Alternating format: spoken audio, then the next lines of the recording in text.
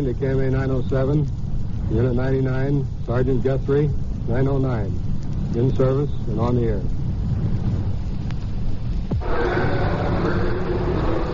This is Sergeant Bruce Guthrie of Unit 99 at Headquarters, Police Department, City of Sacramento, California.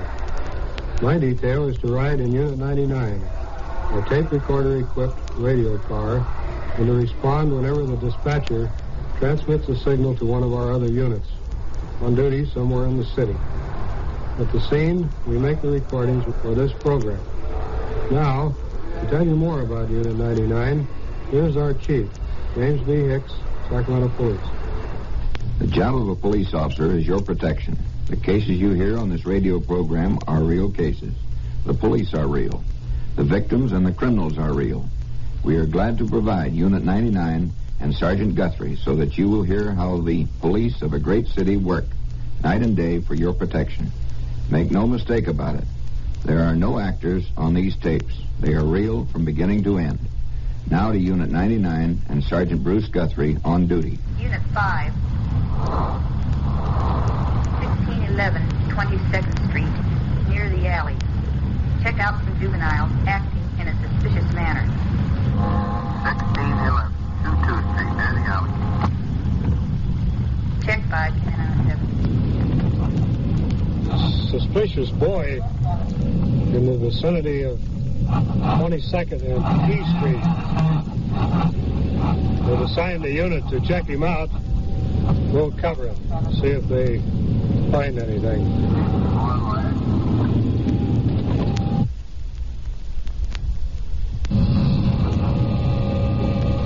We're in the vicinity of the call, near the mouth of the alley. The unit hasn't arrived yet. There's a man walking down the street. We'll check on him and see what he has to offer. Good evening, sir. I think there's somebody over there hiding on the porch over there. I'm not sure. On the porch of that apartment house, sir? Right over there. And he was standing over. He's been standing in front of the place, and there's only one now. I don't know. Maybe he belongs there, but he walked over to my car, and when the car showed up, he went up there and disappeared. So I think he's hiding right up on the porch right now. Okay, we'll go over and take a look. All right. Owen calling court.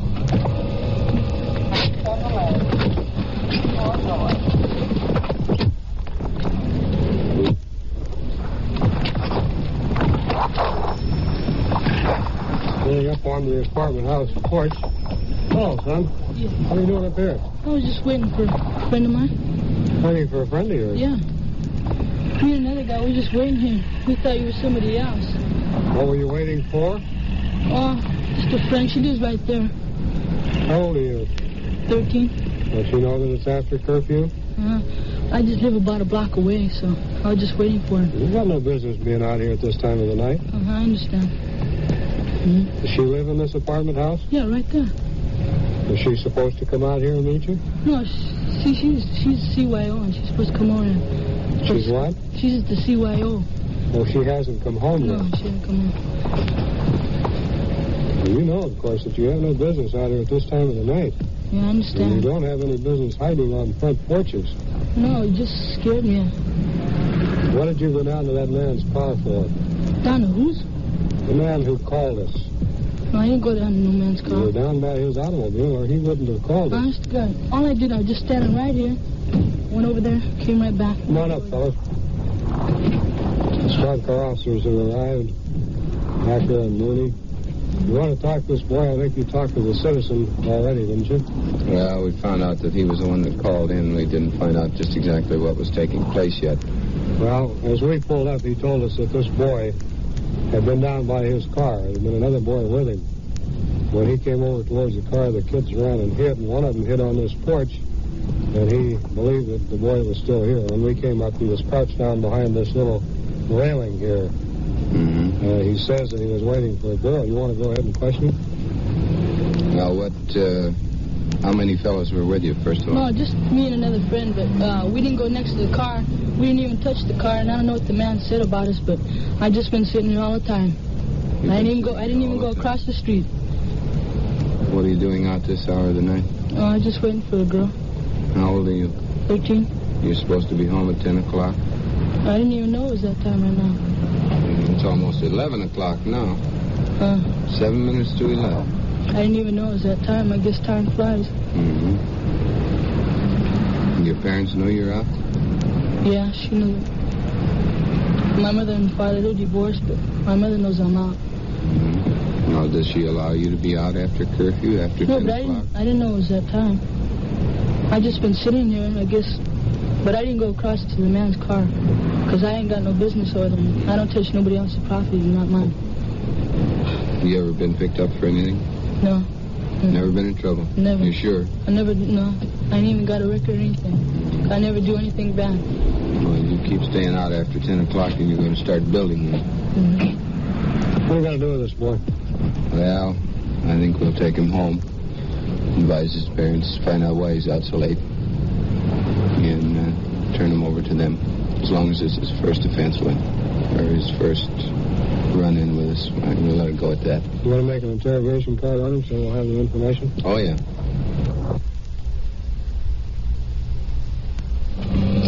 The unit has arrived at this boy's home. We still have the boy in the car. We're going to go in and see what the mother has to say about the boy being out after 10 o'clock.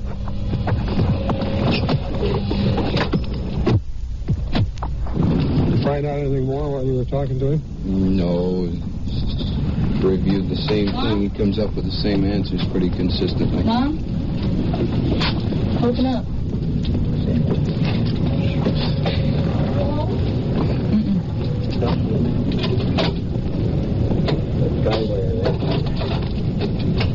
Hello. Oh, you honey, I thought you'd been sweet. Did you have any idea that you're... Yeah, he tells me he goes to the club, which he does. That's what he told us. Yes, he's no pretty doubt good about at that. But he's been going with some kid, and I don't know whether it's his idea to stay late. And I was going to put a stop to it tonight. Mm-hmm. Well, I does don't your like boy it. usually stay out after 10 o'clock? No, not as late as this. Oh, we were wondering if you knew that he Oh, yes, he was out. He goes with some If he friends. usually stays out this late. He says normally he's in bed by 10 o'clock. Yes. More or less checking what he was saying. He goes out twice during the week to the club. To the club. Mm-hmm. And during school days, he plays baseball. Is he usually home by 10 o'clock when he does go to the club? Oh, well, sometimes he says it's difficult catching a bus. Mm-hmm. Of course, I tell him to get an early start. I don't Has he ever been in trouble? No, he hasn't. Not so far. Okay, well, keep up the good I think work. you ought to tell the mother what the boy was doing so that she won't worry about it. Yeah, well, he was around the corner here on the front porch of a girlfriend's house. He said he was over there, wanted to see her. He says he sees some girl. I don't know. He says a girlfriend. Yeah, well, he said she wanted him. He wanted her to help him with his schoolwork. He was on the front porch. Well, the boy made one mistake. He was hiding from the officers when he got there. He was hiding down on the front porch. And that isn't what a good boy does. He has nothing to fear from the officers. He doesn't hide from them. Well, I'm sure he didn't mean to, but he's never been in trouble, like I said. You realize, of course, that if you let the boy go out after 10, you're responsible for him. Well, I try to tell him, but it's pretty hard to keep boys this age. Do you want your mother to get in trouble, son? No. If she can, you know. How about these dances they have at the art term? Do they usually stay out late? If a boy or any juvenile goes out to any place of amusement, they can stay there as long as it's in session. If it's a dance, they can stay until the dance is over. But when it is over, they're supposed to go directly home. Same way in this case tonight, the boy went to a juvenile teen center, and he left there in plenty of time to return home, but he didn't go home. And that's what got him into trouble.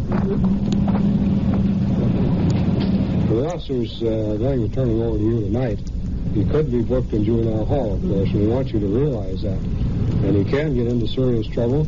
We'll start a record for him, which we don't like to do if it's In my opinion, I try to ask him to come home before 10, regardless whether it's a dance. But it's pretty hard to make him understand or realize. Well, I think if you put it to him that way, the fact that it's going to cause you trouble, it would cause you to be arrested, maybe he'll think about it. Well, it's up to him because I don't. He tells me to. He goes out. I can't check on him, you know. How about it, son? You're going to be in before 10 after this? Same as usual. I always come home before 10. As the officer pointed out, this boy, who had no police record, was on the verge of starting one by loitering around parked cars and hiding on the apartment house porch after the curfew hour. Equally significant was the attitude of his mother. She did not approve of his conduct, but indicated she had little hope of controlling his actions. If the boy realizes the situation and changes his habits, we will have one less juvenile delinquent to contend with. Unit 56. 901A at 34th and L. Lincoln, code 3. Check 56. Unit 7. Box alarm at 34th and L7.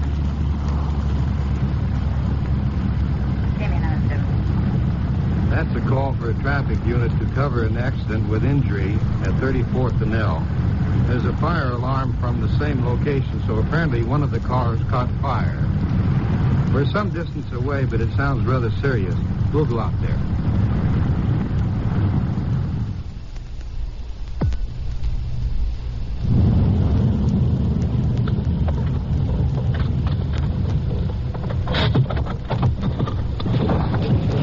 McAdams and Bender are the traffic units on the call. One car is damaged on the front.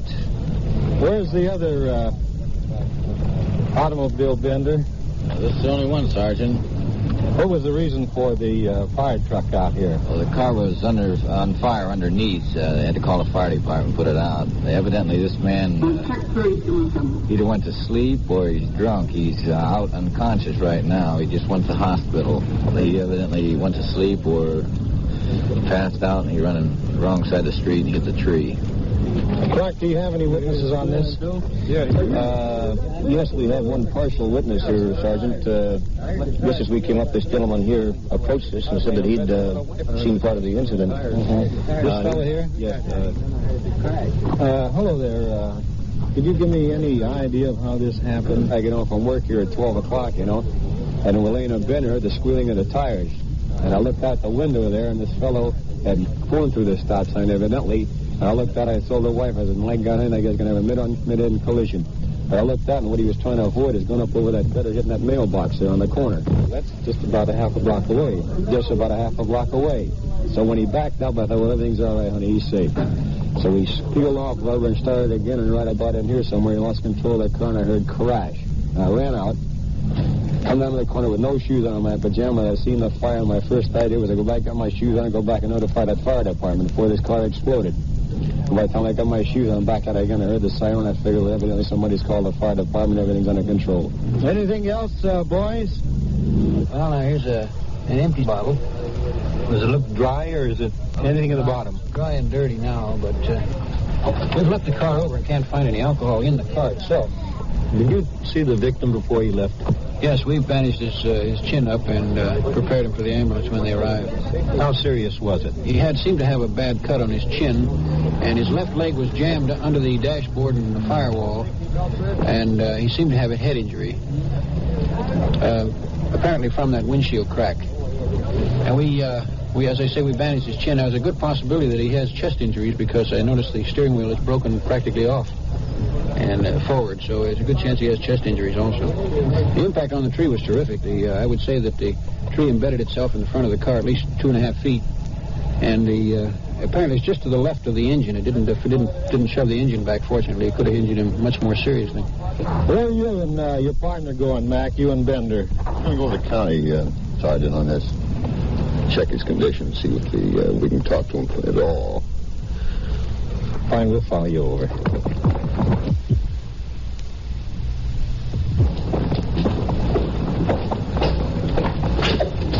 This is the emergency ward we're going into.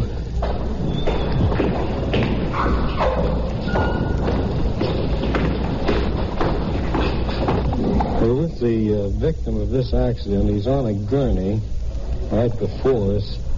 Checking him over, I see he has a injury to the forehead, nose, quite a bit of blood from the mouth, and a deep laceration of the chin. The young fellow is unconscious, husky boy. I would say that he was between the age of 18 and 20. I smell a faint odor of alcohol. He's breathing very heavily, as you can hear.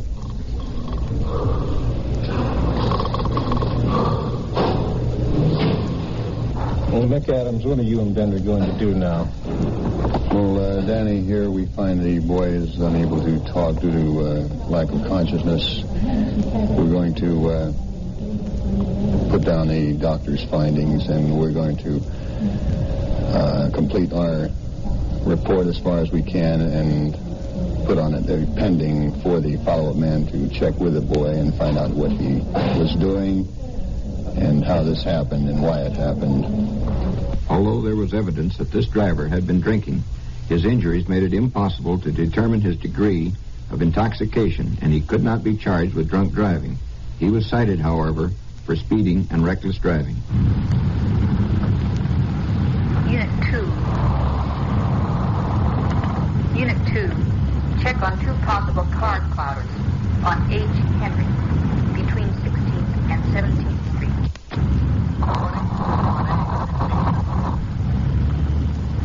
Check, come in on 7. Unit 2 just got a call, possible car clouders. 16th and 17th on H Street. Let's go over and see if there's anything to it.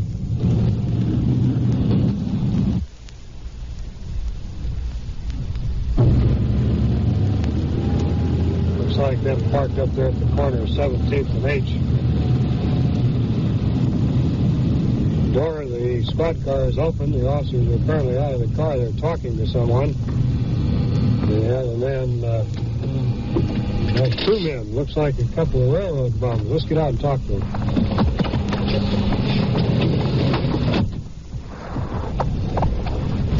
Hi, man. What do you got? Hi, Sergeant.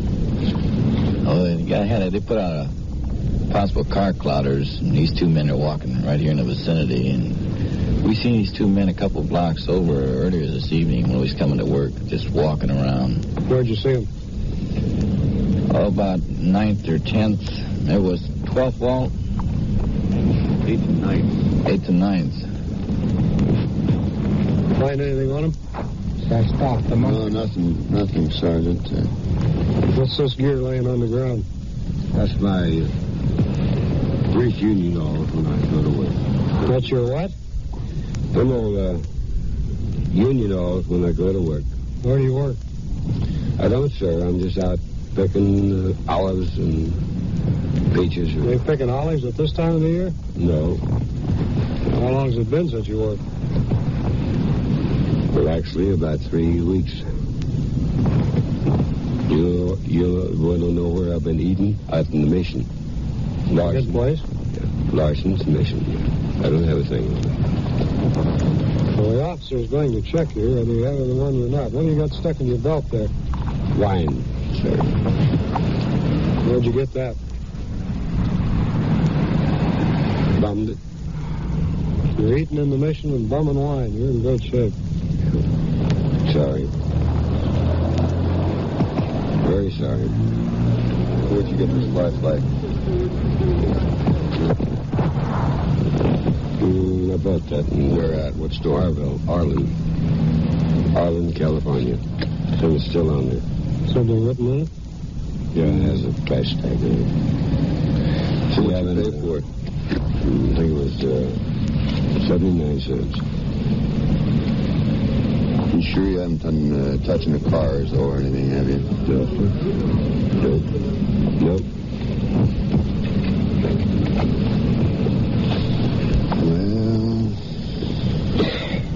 Well, everything over. What'd they say, Bob? Anybody see them touching them? They just walked along looking them over. They weren't touching them, though, huh? What are you doing up in this end of town? Well, just trying to... Sorry, sir. I'm a very bad beggar. Have you been begging people tonight? No, that's what I can't do, is beg people. We seen you down 9th and 10th on I earlier tonight. Right. You were walking towards the west end then. Now you're up here. Well, about an hour and a half later. You know what I'm doing. What are you doing? Well, I guess I'm stuck. You guys want to take them in, or should we take them in? Well, we'll do it. We'll do it. We're not doing anything tonight. What are you going to do with these guys? No, we'll book them vagrancy, both of them.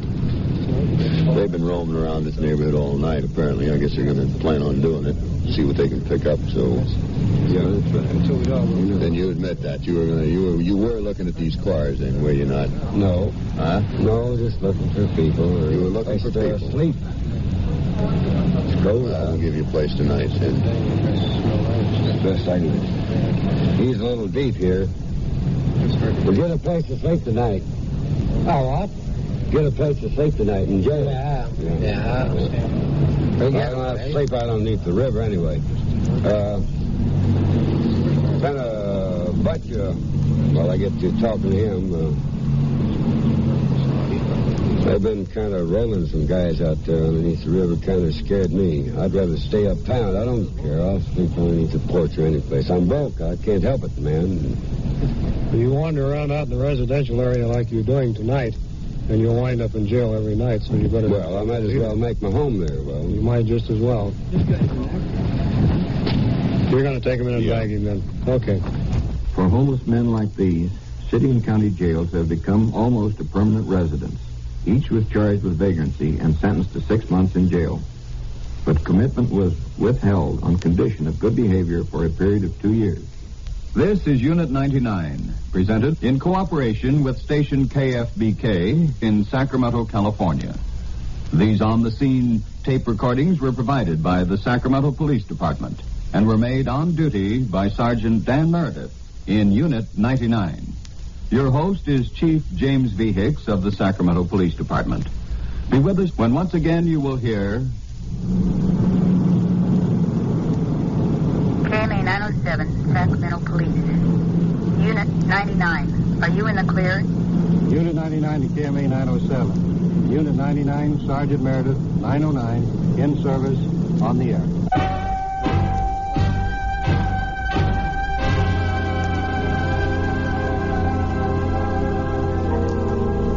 Unit 99, with Sergeant Dan Meredith in service on the air, will be heard again next week at this same time and over this same station. Join us then for another interesting on-the-spot report of actual happenings as they were tape recorded by members of the Sacramento Police Department. The events described are real. The voices of the people heard are the actual voices of those involved in the police investigation. Police officers, detectives, victims, suspects. These are not actors. These are the actual people involved. Unit 99 is a presentation of the United States Armed Forces Radio and Television Service.